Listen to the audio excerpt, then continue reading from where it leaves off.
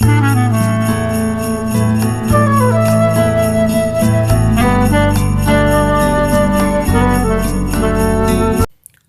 भावी अधिकाऱ्यांनो, इजर MPC आपल्या चॅनलमध्ये तुम्हा सर्वांचं पुन्हा एकदा स्वागत. या व्हिडिओ सिरीजमध्ये आपण वर्ड पॉवर मेडीज या पुस्तकाचा मराठीतून सारांश बघत आहोत. आता मराठीतून सारांश बघण्याचा अजून एक फायदा हा आहे की आपल्याला त्याचा भाषांतरासाठी देखील उपयोग होऊ शकतो.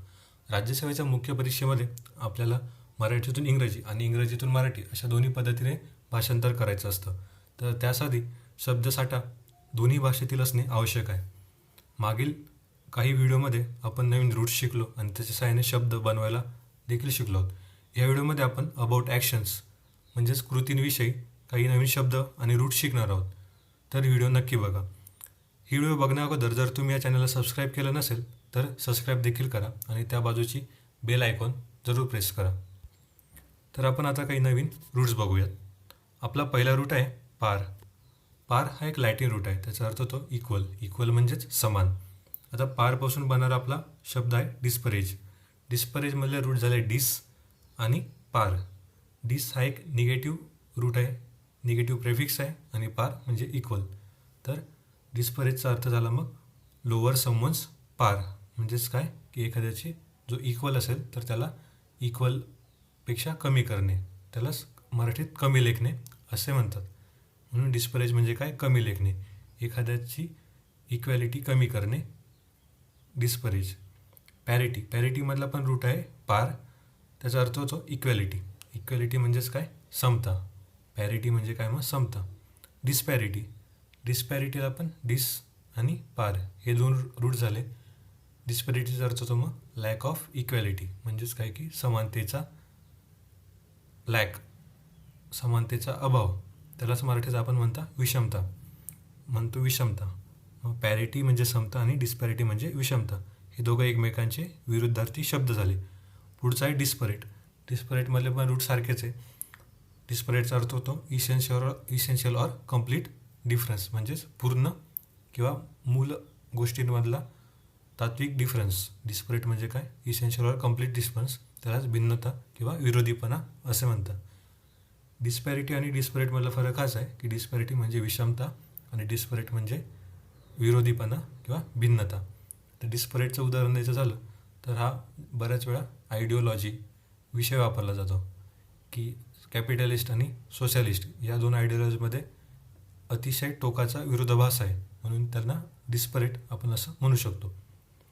आपला पुढचा रूट आहे व्हॉक्स किंवा व्हॉसिस.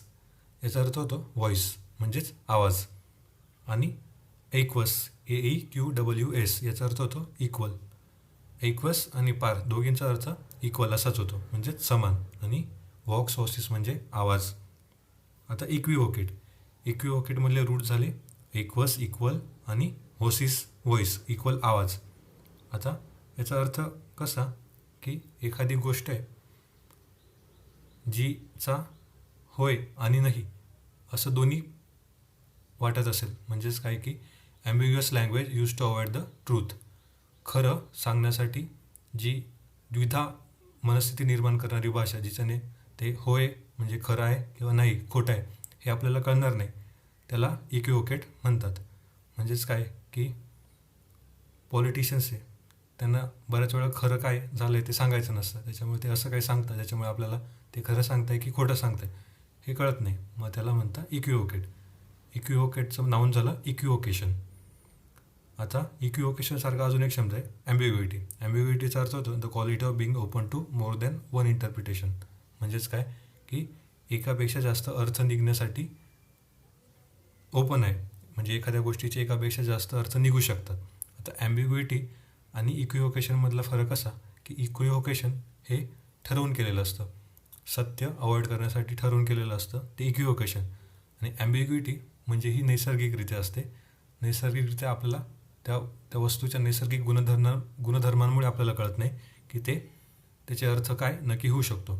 म्हणून इक्विव्होकेशन आणि ॲम्बिग्युइटी या दोघांमधला हा सोपा आणि मूळ फरक हा आहे. पुढचा शब्द आहे इक्विटी. इक्विटीचा रूट पण इक्वस आहे. इक्विटीचा अर्थ होतो इक्वल ट्रीटमेंट. इक्वल ट्रीटमेंट म्हणजे काय, समान वागणूक, ज्यालाच अजून म्हणू शकतो आपण जस्टिस, न्याय. न्यायबुद्धी किंवा निपक्षपात, म्हणजे सगळ्यांना कोणत्याही प्रकारचा पक्षपात न करता सारखी वागणूक देणे, त्यालाच म्हणू इक्विटी. इक्विटी सारखाच अजून एक इनएक्विटी. इनएक्विटी याच्यात ई आहे, इनएक्विटी. इनएक्विटी मग काय, इक्विटीला इन प्रत्यय लागला आहे जो की निगेटिव्ह असतो. मग इक्विटीचा जसा जस्टिस होता तसा इनएक्विटीचा इनजस्टिस किंवा अनफेअरनेस. अनफेअरनेस म्हणजेच काय, पक्षपात किंवा अन्याय. इनएक्विटीच्या अपोजिट इनएक्विटी. आता इनएक्विटीसारखाच अजून एक शब्द आहे, तो आहे इनइक्विटी. याच्यात ईचा फक्त आय झाला आहे. आता ईचा आय झाल्यामुळे देखील खूप फरक पडतो, तो आपण समजून घेऊ. इनइक्विटीचा अर्थ होतो विकेडनेस किंवा सिनफुलनेस, म्हणजे त्याला मराठी आपण म्हणू अधर्म किंवा दुष्टपणा. जेव्हा ई असेल, इनएक्विटी ई असेल, तो ई इक्वॅलिटीचा आहे. म्हणून इनइक्विटी म्हणजे काय, की ॲब्सेन्स ऑफ इक्वॅलिटी किंवा ॲब्सेन्स ऑफ जस्टिस, त्यालाच इनजस्टिस, अनफेअरनेस, पक्षपात किंवा अन्याय असं म्हणू. जेव्हा आय असेल तो अधर्म, दुष्टपणा, सिनफुलनेस. हे दोन्ही शब्द बऱ्याच वेळा परीक्षांमध्ये कन्फ्युजन करण्यासाठी विचारले जातात, त्यामुळे हा फरक लक्षात ठेवावा. नॉक्स आणि नॉक्टिस. आता नॉक्स आणि नॉक्टिस या दोघांचा अर्थ होतो नाईट, म्हणजेच काय तर रात्र. आता यापासून बनणारा शब्द आहे इक्विनॉक्स. इक्विनॉक्समधले रूट झाले इक्वस आणि नॉक्स. इक्वस म्हणजे इक्वल नाईट, नॉक्स म्हणजे नाईट, इक्वल नाईट. आपल्याला माहिती आहे की 21 मार्च आणि 22 सप्टेंबर या दोन दिवशी दिवस आणि रात्रीची वेळ ही सारखीच असते, म्हणून इक्वल नाईट इक्वल डे असा इक्विनॉक्स. 22 सप्टेंबर आणि 21 मार्च. नॉक्टर्नल. नॉक्टर्नलमधला रूट झाला नॉक्टिस, म्हणजे काय नाईट. तर नॉक्टर्नल म्हणजे काय, awake at night and asleep during day, म्हणजे रात्री जागा असणारा आणि दिवसा झोपणारा, त्याला मराठीत म्हणतो निशाचर. बरेच प्राणी असतात जे रात्री जागतात, जसं की वटवाघूळ, आणि वनस्पती जसं की कॅक्टस जे रात्री जागे असतात आणि दिवसा झोपतात, आणि माणसांमध्ये इंजिनियर, ते झाले नॉक्टर्नल, त्यालाच मराठीत निशाचर. ॲनिमस म्हणजे माइंड. ॲनिमसवरून बनला आहे equanimity. Aequus animus equal mind. Equal mind म्हणजेच काय, की कोणत्याही परिस्थितीत त्याचं डोकं हे सारखंच असतं, समान असतं, डोकं शांतच असतं. इव्हननेस ऑफ टेम्पर म्हणजे कोणतीही परिस्थिती आली तरी तो शांत स्वभावाचाच असेल. महेंद्रसिंग धोनी जसा पराभव होत असला आणि जिंकत जरी असला तरी त्याचं डोकं शांत असतं, कॅप्टन कूल. ते झालं, ती क्वालिटी झाली इक्वॅनिमिटी. आपला पुढचा शब्द आहे इक्वॅबिलिटी. आता इक्वॅबिलिटी हा इक्वॅनिमिटीसारखाच आहे, त्याचा पण अर्थ होतो सिरीन किंवा calm. Close synonym of equanimity. Equability आणि इक्वॅनिमिटी हे दोघांचे समानार्थी शब्द आहे. पुढचा शब्द आहे लिब्रा. लिब्रा म्हणजे बॅलन्स किंवा वेट म्हणजेच वजन. तर लिब्रावरून बनला इक्विलिब्रियम. इक्विलिब्रियम म्हणजे काय, मग लिब्रा वेट इक्वल, इक्वस म्हणजे इक्वल, सारखंच वेट, म्हणजे सगळ्या बाजूंनी सारखंच वेट असलेली परिस्थिती. स्टेट ऑफ बॅलन्स म्हणजे काय, इक्विलिब्रियम फिजिक्समध्ये आपल्याला माहिती आहे की इक्विलिब्रियम अशी कंडिशन असते जेव्हा सगळ्या फोर्सेस ची सम ही 0 असते, किंवा एखाद्या वस्तूवरच्या सगळ्या फोर्सेसची ॲडिशन ही 0 असते, त्याला आपण इक्विलिब्रियम असे म्हणतो, मराठीत समतोल. इक्विलिब्रिस्ट. इक्विलिब्रियमचा स्पेशलिस्ट इक्विलिब्रिस्ट. आता अशी व्यक्ती कोण, जी टाईटरोप वॉकर म्हणजे दोरीवर खेळ करणारा, दोरीवर चालणारा, त्याला इक्विलिब्रिस्ट म्हणतात. पुढचा आहे इक्वेटर. इक्वेटर, इक्विलॅटरल आणि अँग्युलर यांचा रूट सारखाच आहे, जो आहे इक्वस, त्याचा अर्थ होतो इक्वल. आता आपल्याला माहिती आहे की इक्वेटर म्हणजे काय, की अशी लाईन जी पृथ्वीला 2 भागांमध्ये डिवाईड करते, 2 इक्वल भागांमध्ये डिवाईड करते, ते इक्वेटर. इक्विलॅटर म्हणजे काय, 2 equal sides. Equilateral equal sides, आणि इक्विअँग्युलर म्हणजे काय, इक्वल अँगल असलेले ट्रायंगल किंवा इक्वल अँगल असलेले कोणतेही भूमिती आकृती. असे इक्विवरून आपण बरेच शब्द तयार करू शकतो, आणि एखादा शब्द असला तर त्याचा अर्थ समजून घेऊ शकतो. आता इक्वस, AEQWS म्हणजे इक्वल, हे बघितलं. आता इक्वसवरून जर ए काढला तर इक्वस हा शब्द बनतो. EQUS याचा अर्थ होतो हॉर्स, घोडा. ए जर असेल तर इक्वल, समान, आणि ए नसेल फक्त EQUS असेल तो घोडा, हॉर्स. आता इक्वसपासून आहे एक इक्वेस्ट्रियन. इक्वेस्ट्रियन म्हणजे काय, मग घोड्याच्या संबंधित असेल. मग इक्वेस्ट्रियन म्हणजे काय, someone on a horse. Also adjective referring to horseback riding. Horseback riding म्हणजेच काय की घोडे चालवण्याविषयी संबंधीचं ॲडजेक्टिव्ह किंवा घोड्यावर बसलेली व्यक्ती. आता बऱ्याच वेळा आपण शिवाजी महाराजांचा पुतळा बघतो की जो घोड्यावरचा असतो, म्हणजे ते घोड्यावर आरूढ झालेले असतात. तशा प्रकारच्या पुतळ्याला इक्वेस्ट्रियन स्टॅच्यू म्हणतात, म्हणजे काय की घोड्यावरचा स्टॅच्यू. आता आपला पुढचा रूट आहे वॉक्स. वॉक्स आणि व्हॉसिस या दोघांचा अर्थ होतो व्हॉइस, म्हणजे काय आवाज, आवाज. आणि फेरो, फेरो म्हणजे टू बिअर ऑर कॅरी. आता व्होसिस आणि फेरो या दोघांपासून बनणारा शब्द आहे व्होसिफेरस. व्होसिफेरस मध्ये रूट झाले व्होसी आवाज आणि फेरो म्हणजे टू बिअर ऑर कॅरी, म्हणजे काय to carry loud voice. Vociferous loud voice म्हणजेच काय तर मग मराठीत ओरडणारा किंवा मोठ्याने बोलणारा, तावातावाने बोलणारा, त्याला म्हणतो आपण व्होसिफेरस. व्होसिस पासून बनणारा पुढचा शब्द आहे व्होकल. व्होकल हे झालं ॲडजेक्टिव्ह रिलेटिंग टू व्हॉइस, म्हणजे आवाजासंबंधीचं ॲडजेक्टिव्ह, ते झालं व्होकल. पुढचं आहे व्होकलाइज. व्होकलाइज म्हणजे काय, व्होकलाइजचा रूट पण होसिस आहे, त्याचा अर्थ होतो आवाज. तर टू गिव्ह व्हॉइस टू म्हणजे आवाज देणे. व्होकलाइज म्हणजे काय मग आवाज देणे. ज्याप्रमाणे गायक एखाद्या नर्तकाला आवाज देतात, त्याच्या डान्ससाठी आवाज देतात गाणं म्हणून, तर ते व्होकलाइज. आणि व्होकॅलिस्ट, व्होकॅलिस्टमध्ये व्होसिसला IST प्रत्यय लावला. व्हॉइसचा स्पेशलिस्ट कोण असतो तर सिंगर, म्हणून व्होकॅलिस्ट झाला गायक. व्होकॅलिस्ट म्हणजे झाला गायक. आता आपला पुढचा रूट आहे प्रो. प्रो म्हणजे बिफोर, त्याचाच अर्थ होतो आधी. आणि स्क्रिबो किंवा स्क्रिप्टस म्हणजे टू राईट लिहिणे. तर प्रो आणि स्क्रिबो पासून बनणारा शब्द आहे प्रोस्क्राईब. आता प्रोस्क्राईब म्हणजे काय तर प्रो बिफोर आधी आणि स्क्रिबो टू राईट म्हणजे आधी लिहिणे. तर आधी लिहून तुम्ही एखादी गोष्ट करू नका असं सांगणे म्हणजेच प्रोस्क्राईब. त्यालाच म्हणतात टू फॉरविड. एखादी गोष्ट करू नका असं सांगणे ते प्रोस्क्राईब. मॅनस, मॅनस म्हणजे हँड हात. मॅनस आणि स्क्रिबो यापासून बनणारा शब्द आहे मॅन्युस्क्रिप्ट. तर मॅन्युस्क्रिप्ट म्हणजे काय आलं, हाताने लिहिलेली. मॅनस हँड आणि scribo to write something hand written, म्हणजे एखादी गोष्ट हाताने लिहिली असेल तर तिला म्हणून मॅन्युस्क्रिप्ट, मराठीत म्हणता हस्तलिखित. स्क्रिप्चर्स, स्क्रिप्चर्स मधला स्क्रिप्टस टू राईट. स्क्रिप्चर्स मधला रूट आहे स्क्रिप्टस, त्याचा अर्थ होतो टू राईट. स्क्रिप्चर्स काय झाले मग होली रायटिंग्स, म्हणजेच रिलिजियस टेक्स्ट जे असतात त्यांना आपण स्क्रिप्चर्स म्हणतो. धर्मग्रंथ असतील तर त्यांना स्क्रिप्चर्स म्हणतो, म्हणून स्क्रिप्चर्स म्हणजे होली रायटिंग्स, धर्मग्रंथ. पोस्ट, पोस्ट म्हणजे अप्टर. तर पोस्ट पासून बनणारा शब्द आहे पोस्टस्क्रिप्ट. पोस्ट, अप्टर आणि स्क्रिप्टस टू राईट, तसं पोस्टस्क्रिप्ट म्हणजे अप्टर राईट नंतर लिहिणे, something written after the main part, म्हणजे एखादी महत्त्वाची गोष्ट लिहून झाल्यानंतर जे लिहितो ते पोस्टस्क्रिप्ट. आता आपला पुढचा रूट आहे व्हाया.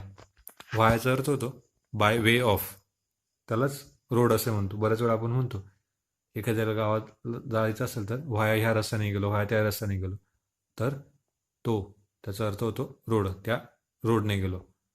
त्यापासून बनणारा शब्द आहे ऑब्व्हिएट. ऑब्व्हिएटमध्ये रूट आहे व्हाया. आता ऑब्व्हिएटचा अर्थ कसा लावायचा की रस्त्यावरून एखादी गोष्ट बाजूला काढणे, त्याला म्हणू आपण ऑब्व्हिएट, म्हणजेच रिमूव्ह. रिमूव्ह म्हणजे काय मग बाजूला काढणे. ऑब्व्हिएट म्हणजे दूर करणे किंवा बाजूला करणे. आता ट्रिव्हियल. ट्रिव्हियमध्ये दोन रूट आहे, एक आहे ट्री 3 आणि व्हाया रोड. आता याचा अर्थ कसा लावायचा, 3 रोड. 3 रोड अशा ठिकाणी येतात जिथे एकत्र होतात तिथे नेहमीच ट्रॅफिक होऊन जाते, आणि अशा प्रकारची ट्रॅफिक ही एखाद्या अनइम्पॉर्टंट रिझनमुळे झालेली असते किंवा ती अनइम्पॉर्टंट असते, म्हणून ट्रिव्हियल म्हणजे काय तर अनइम्पॉर्टंट म्हणजे महत्त्वाचे नसलेले. ट्रिव्हियल महत्त्वाचे नसलेले. आपला पुढचा रूट आहे मिलिटस. मिलिटिस. मिलिटिस हा एक लॅटिन रूट आहे, त्याचा अर्थ होतो सोल्जर ऑर फायटिंग मॅन, म्हणजेच योद्धा, सोल्जर. मिलिटंट, मिलिटिस पासून बनलेला शब्द आहे मिलिटंट. तर मिलिटंट म्हणजे काय की using violent methods in support of political or social cause, म्हणजेच काय तर मिलिटिस फायटिंग मॅन, फायटिंग मॅन पासून मिलिटंट. मिलिटंट म्हणजे काय, अशी व्यक्ती जो व्हायोलंट म्हणजे हिंसक मेथड्स वापरतोय त्याचं राजकीय किंवा सामाजिक कार्य पार पाडण्यासाठी, त्याला आपण मराठीत म्हणतो अतिरेकी. अतिरेकी मिलिटंट. आणि मिलिटन्सी हे त्याचं नाव झालं, मिलिटंटचं नाव मिलिटन्सी. आता मिलिटिस या रूटपासून हे दोन्ही शब्द बनले, यांचे अर्थ आपल्याला माहितीच आहे. मिलिटरी, मिलिटरी म्हणजे काय मग सैन्य, सोल्जर्सचा ग्रुप मिलिटरी. आणि मिलिशिया, मिलिशिया म्हणजे असे लोक ज्यांनी लष्करी शिक्षण घेतलंय परंतु ते सैन्यात काम करत नाही, त्यांना मिलिशिया असं म्हणतात. मिनी मिलिशिया हा गेम तर माहितीच असेल. आपला पुढचा रूट आहे मॅलस. मॅलस हा एक लॅटिन रूट आहे, याचा अर्थ होतो बॅड ऑर इव्हिल, म्हणजेच काय तर वाईट किंवा दुष्ट. यापासून बनणारा शब्द आहे मलाईन. मलाईनचा रूट झाला मॅलस, म्हणजे काय मग मलाईनचा अर्थ होईल टू स्पीक इव्हिल अबाउट किंवा डिफेम, म्हणजे एखाद्याविषयी वाईट बोलणे, त्यालाच द्वेष करणे किंवा निंदा करणे असं देखील आपण मराठीत म्हणतो. मलिग्नंट, मलिग्नंटचा पण रूट झाला मॅलस, तो मलाईनचा ॲडजेक्टिव्ह फॉर्म आहे. म्हणजे काय, मलिग्नंट हा मलाईनचा ॲडजेक्टिव्ह फॉर्म आहे, याचा अर्थ होतो द्वेषयुक्त. ॲडजेक्टिव्ह द्वेषयुक्त या अर्थाने वापरला जातो. डिको आणि डिक्टस याचा अर्थ आहे टू से किंवा टेल, म्हणजे सांगणे. यावरून बनणारा शब्द आहे मलेडिक्शन. मलेडिक्शन मध्ये रूट झाले मग मॅलस म्हणजे बॅड वाईट, आणि डिक्टस सेईंग किंवा tell. And evil saying that is a curse, म्हणजे एखादी वाईट गोष्ट सांगणे, त्यालाच आपण मराठीत शाप असं देखील म्हणतो. आता पुढचा रूट आहे होलो. होलो म्हणजे काय टू विश, म्हणजेच इच्छा. यावरून बनणारा शब्द आहे मेलॅव्हलंट. मेलॅव्हलंट मध्ये रूट झाले मग मॅलस आणि होलो.